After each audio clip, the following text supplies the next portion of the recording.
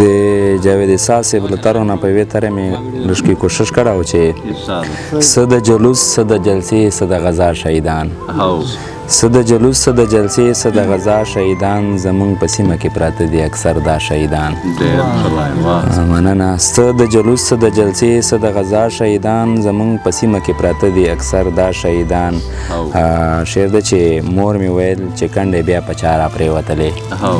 مور مې ویل چې کنډې بیا په چا را پرېوتلې په پردي جنګ کې پښتانه دي جوړې بیا شهیدان مننه مور مې ویل چې کنډې بیا په چا را پرېوتلې په پردي جنګ کې پښتانه دي جوړې بیا شهیدان او د جنګ واګداره شه په جاره راته ووایه چې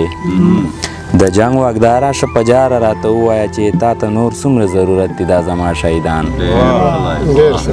مننه د جنګ واګداره شه په جاره راته ووایه چې تا ته نور څومره ضرورت دي دا زما شهیدان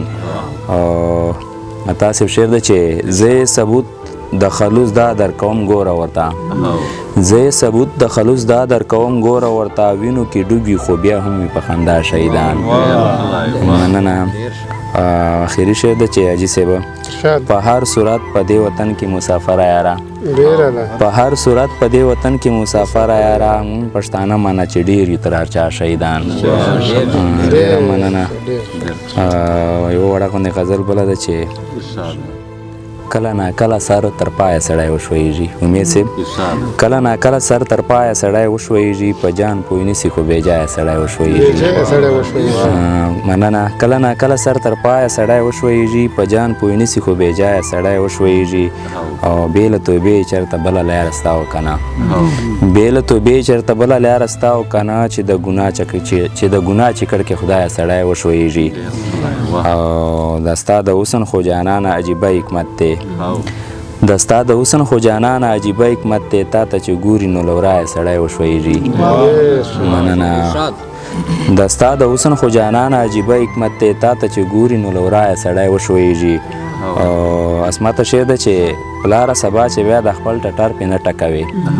پلاره سبا چې بیا د خپل ټټر پې نه ټکوي زوی ته د ژوند لارې ورښایه سړی وشویږي